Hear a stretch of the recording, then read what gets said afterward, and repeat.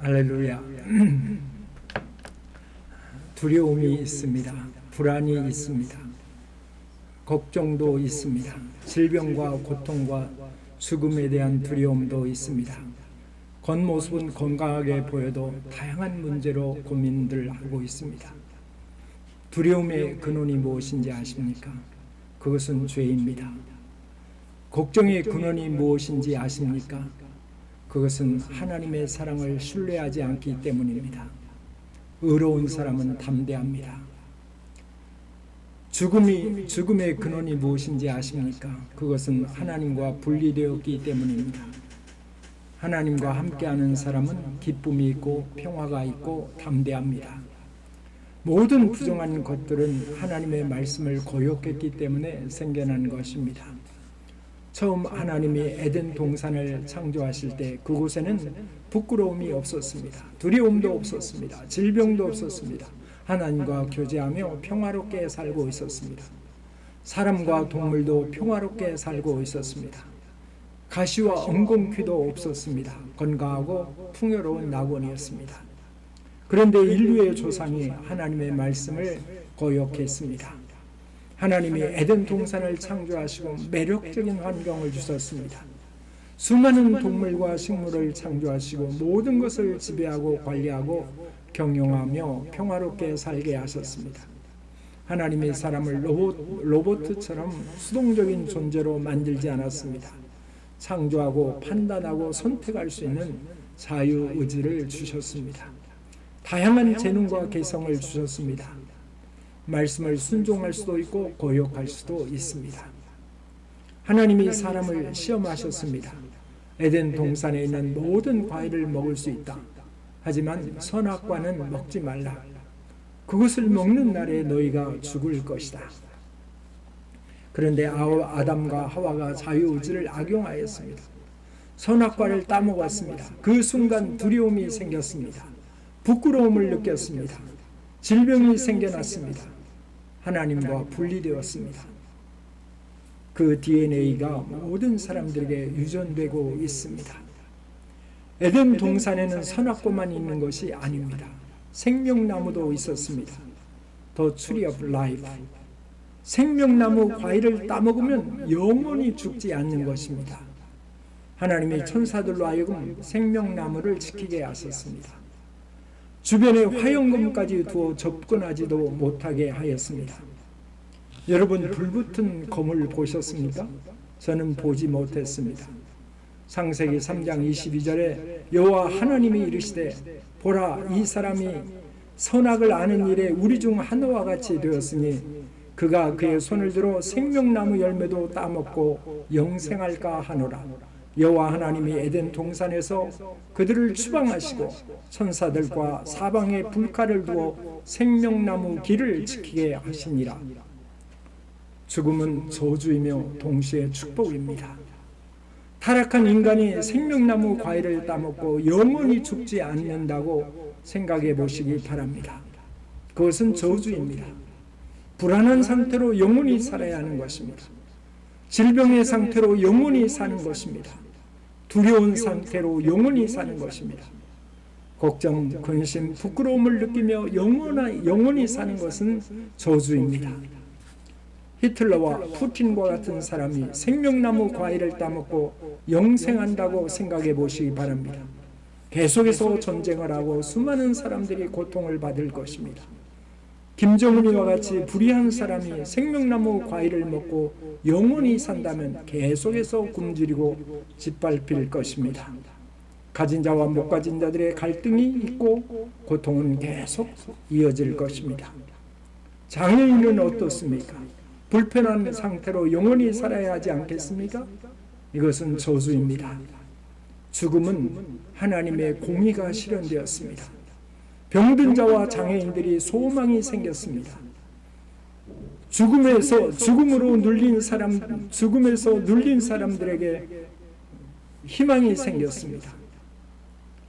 가난과 빈곤에서 벗어날 수 있습니다. 독재 정권과 불의한 권력자들의 처벌이 있습니다. 죽음은 저주와 동시에 축복입니다. 불의한 사람들에게 심판이 있습니다. 한 세대가 죽고 한 세대가 태어납니다. 전도서 3장 2절에 태어날 때가 있고 죽을 때가 있다. 히브리서에 사람이 한 번 죽은 것은 하나님이 정하신 법칙이고 그 후에 심판이 있다.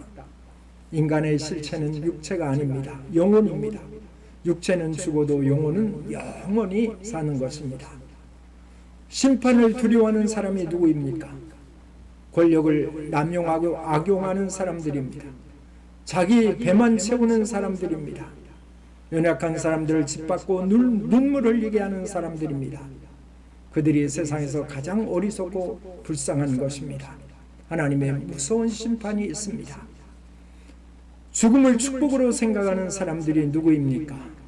예수 그리스도를 구주로 믿는 사람들입니다. 이웃을 내 몸처럼 사랑하며 사는 사람들입니다. 자신을 희생하며 다른 사람을 살리는 것입니다. 사람들이 죽음에 대해서 말하는 것을 꺼려합니다. 죽음을 터부시하고 있습니다. 하지만 죽음은 누구도 피할 수 없는 엄연한 현실입니다. 아무리 발버둥 쳐도 하나님이 오라고 부르시면 떠나가야 합니다. 육체는 흙으로 돌아가고 영혼은 하나님 앞에 가서 심판을 받습니다. 나폴레옹은 언젠가 내가 죽으면 내 몸은 흙으로 돌아가서 벌레의 밥이 된다고 말했습니다. 동방의 의인 욥은 죽음을 축복으로 여겼습니다. 욥기 19장에 내가 알기에 나의 구속자가 살아계시니 후일에 나의 가죽 이것이 썩은 후에 내가 육체 밖에서 하나님을 보리라. 욥은 하나님의 심판과 영혼의 삶을 믿었습니다. 하나님의 나라를 소망하는 사람은 지구에서부터 천국의 삶을 시작하는 것입니다. 하나님의 나라는 여기 있다 저기 있다 보이는 것이 아니요 너희 마음에 있다 말씀하셨습니다. 매일 성경을 읽고 하나님의 말씀대로 사는 사람은 천국입니다. 날마다 기도하면서 성령의 도움으로 사는 사람은 천국입니다. 왜 전능하신 하나님을 믿는데 천국을 느끼지 못하고 있는지 아십니까? 성경을 읽지 않고 기도하지 않기 때문입니다. 아모스 선지자는 우리에게 하나님을 만날 준비를 하라고 말씀하십니다. 아모스 4장 12절에 너는 너희 하나님을 만날 준비를 하라. Prepare to meet your God. 여러분 하나님을 만난 준비를 하셨습니까?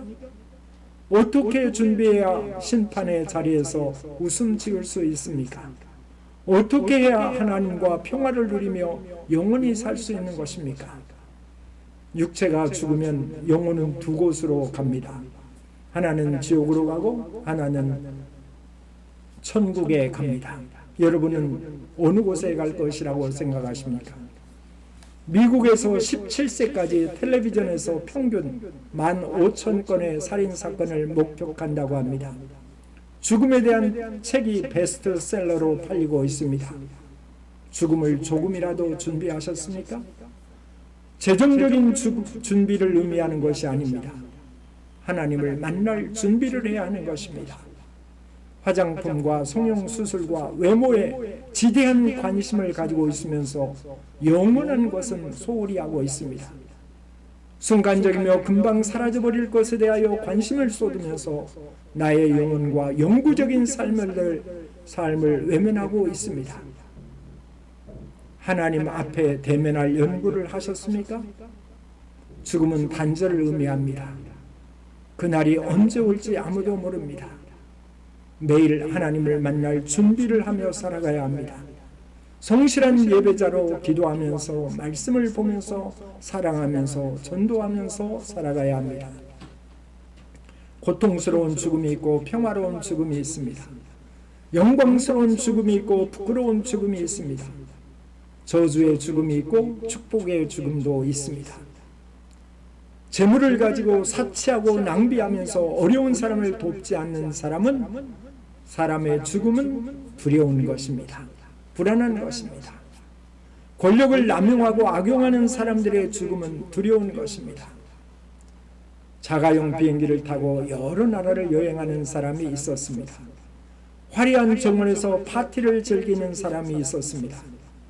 그 집 앞에는 병들고 가난한 사람이 굶주리고 있는데 외면했습니다.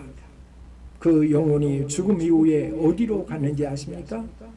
지옥에 가서 뜨거운 불 속에서 고통을 받고 있습니다.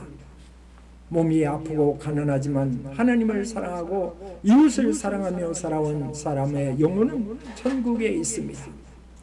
계시록 14장 7절에 작은 이유로 주 안에서 죽은 자들이 복이 있도다. 저희가 모든 수고를 그치고 안식하리라.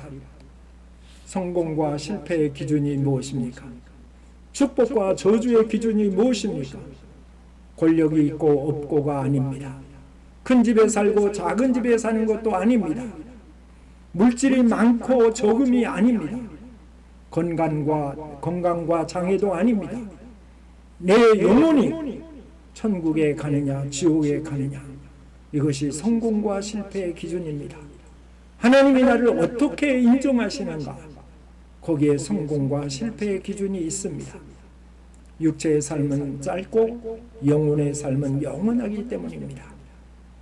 하나님을 만날 준비가 된 사람은 언제 떠나도 행복한 것입니다. 사도 바울은 날마다 천국을 소망하며 살았습니다. 내가 달려갈 길을 마치고 믿음을 지켰으니 이제 후로는 주께서 면류관을 예비하셨도다. 나뿐 아니라 주를 사모하는 모든 자도 그러하도다. 바울이 천국에 갈 수 있었던 것은 그가 사역을 많이 했기 때문이 아닙니다. 전도를 많이 해서 그런 것도 아닙니다. 의로운 핍박을 받았기 때문도 아닙니다. 교회를 많이 세운 것도 아닙니다. 사람의 노력으로 천국에 갈 수 있다면 그것은 은혜가 아닙니다. 은혜는 값없이 주시는 하나님의 선물입니다. 일한 것이 없이 거저 주시는 하나님의 은혜입니다. 노력으로 천국 갈 수 있는 사람은 아무도 없습니다. 율법을 잘 지켜서 천국에 가는 사람도 없습니다. 만약 노력으로 천국에 갈 수 있었다면 하나님의 아들 예수 그리스도가 십자가에 못 박혀 죽지 않았을 것입니다. 모욕을 받지도 않았을 것입니다.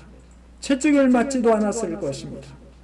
사람의 어떠한 노력도 천국에 갈 수 없기 때문에 하나님이 세상에 오셔서 십자가에 못 박혀 인류의 죄를 대속해 주신 것입니다. 바울은 본래 살인자였습니다. 그는 도둑의 괴수였습니다. 율법을 강조하던 사람이었습니다. 교인들을 체포하고 구금하고 살인한 잔인한 사람이었습니다.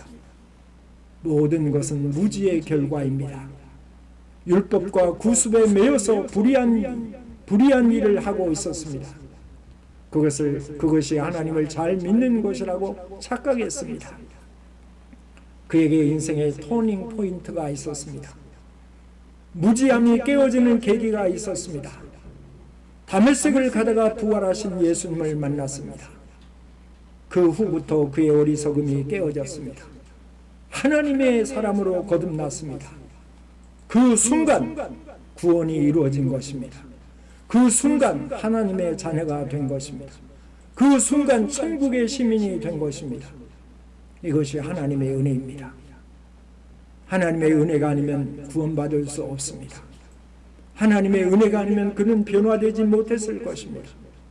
하나님의 은혜가 아니었다면 여전히 사람들을 죽이고 교회를 파괴하고 있었을 것입니다. 바울은 하나님의 은혜로 구원을 받았습니다. 그의 사역도 하나님의 은혜였습니다. 성령이 그의 마음에 들어오셔서 사랑을 주시고 기쁨을 주시고 전도자의 사명을 주셔서 열심히 수고하는 것입니다. 바울이 고백합니다. 나의 나된 것은 모두 하나님의 은혜라. 값없이 주시는 하나님의 은혜가 있습니다. 바울이 똑똑해서 구원받은 것이 아닙니다.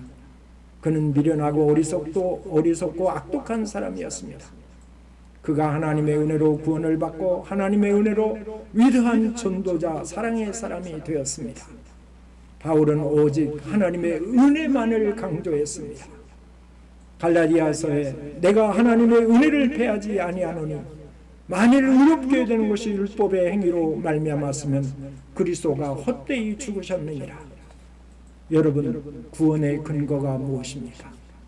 천국에 갈 수 있는 근거가 무엇입니까? 예수 그리스도의 십자가입니다. 하나님이 십자가에 못 박히지 않았다면 한 사람도 구원받을 수 없습니다. 예수 그리스도의 십자가가 없다면 아무도 천국에 갈 수 없습니다. 미국 사람도 한국 사람도 구원의 근거는 오직 예수 그리스도의 십자가입니다. 사역의 열매는 성령의 능력입니다. 교만이나 자랑할 것이 없습니다. 오직 예수 그리스도의 십자가만을 자랑합니다. 오직 하나님의 은혜만을 자랑합니다. 사랑을 받은 사람이 사랑의 사람이 될 수 있습니다. 용서를 받은 사람이 용서의 사람이 되는 것입니다. 긍휼히 여김을 받은 사람이 긍휼히 여길 수 있는 것입니다. 하나님의 은혜로 구원받은 사람이 사랑의 가치를 알고 전도자가 되는 것입니다. 예수 그리스도의 십자가로 구원받은 사람이 십자가만을 자랑하는 것입니다. 바울이 위대한 고백을 합니다. 내가 저주를 받아 그리스도와 끊어질지라도 내 민족 나의 친척이 구원을 받는다면 나는 그것이 소원이다. 자기 민족과 친척이 예수 그리스도를 구주로 믿고 구원받는다면 자신은 저주를 받아도 좋다고 고백합니다. 희생적인 사랑이 어디서 나오는 것입니까? 예수 그리스도의 십자가에서 나오는 것입니다. 우주선이 궤도를 비행하고 돌아왔을 때 통신이 모두 단절되는 약 4분간의 일시적인 중단이 있습니다. 지구의 대기 속으로 우주선이 돌아올 때 발생하는 강한 열 때문입니다. 인간은 영적으로 장님입니다. 낮에도 밤과 같이 비틀거리며 넘어지고 있습니다. 이사야 59장의 세상의 신이 믿지 않는 자들의 마음을 혼미하게 하고 있습니다. 인간은 영적으로 귀멍거리입니다. 듣기는 들어도 깨닫지 못합니다. 인간은 영적으로 죽어 있습니다. 에베소 2장 1절에 허물과 죄로 죽었던 너희를 그리스도 예수와 함께 살리셨도다. 수많은 사람들이 눈 멀고 귀 멀고 영원히 죽어 있습니다. 하나님과 교제가 단절되었습니다. 평화와 기쁨을 추구하고 행복을 갈망하지만 찾을 수가 없습니다. 종종 낙담하고 폭주하고 광란의 파티를 합니다. 마약과 잘못된 성을 추구하고 있습니다. 냉혹한 현실로부터 탈출구를 찾지만 절망입니다. 그동안 하나님이 계속해서 그들을 부르고 계십니다. 사랑의 메시지를 보내고 있습니다. 하나님을 찾으라. 그리하면 너희가 살 것이다. 아버지의 품으로 돌아오라. 그리하면 너희가 좋은 곳으로 만족하리라. 사회학자들과 의대생들과 심리학자들은 죽음을 무엇이라 정의하는지 아십니까? 소멸하는 과정이라고 말합니다. 성경은 죽음에 대해서 뭐라고 말하는지 아십니까? 고린도전서 15장에 그것은 원수라고 불렀습니다. 멸망할 최후의 적은 죽음이라고 했습니다.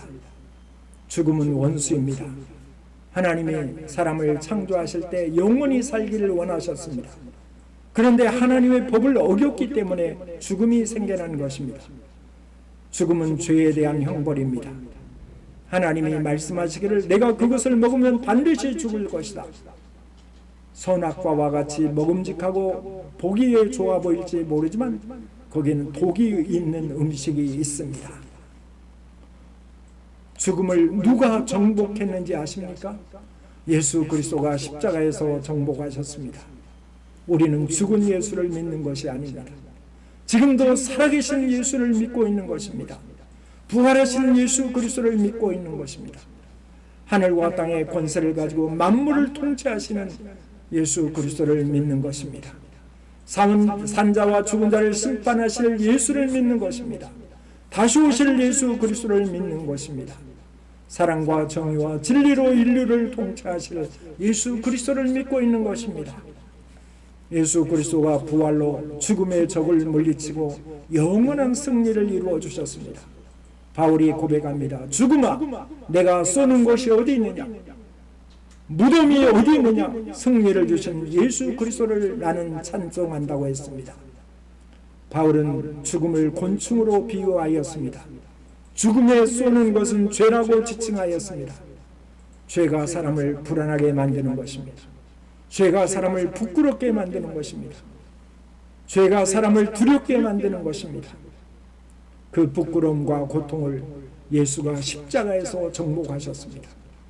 회개한 사람은 죄를 정복하는 것입니다. 예수 그리스도를 구주로 믿는 사람은 의인이 된 것입니다. 과거에는 죽음 이후의 삶이 어떻게 진행되는지 모르기 때문에 두려워하였습니다. 죽음을 실패라고 생각하고 슬퍼했습니다. 하지만 예수가 부활했고 하나님 나라로 올라가셨기 때문에 영원한 세계를 알게 되었습니다. 하나님이 예비해 놓으신 나라가 있다는 것을 알게 되었습니다. 예수가 말씀하셨습니다. 너희는 마음에 근심하지 말라. 하나님을 믿으니 나를 믿으라. 내 아버지 집에 거주할 곳이 많도다. 바울이 고백합니다. 내가 육체를 떠나 나의 영혼이 주님과 함께 사는 것을 더 소망한다. 데이빗 클레튼 토마스라는 사람이 이런 팝송을 불렀습니다. 가사의 핵심은 이것입니다. 내가 죽을 때 지옥이 없기를 기도한다. 성경은 심판에 대하여 분명히 가르치고 있습니다. 천국과 지옥에 대하여 말하지 않는 것은 직무유기입니다. 성경에 많이 등장하고 있기 때문입니다. 지옥은 하나님과 분리된 영혼이 가는 곳입니다. 지옥은 고통의 장소입니다.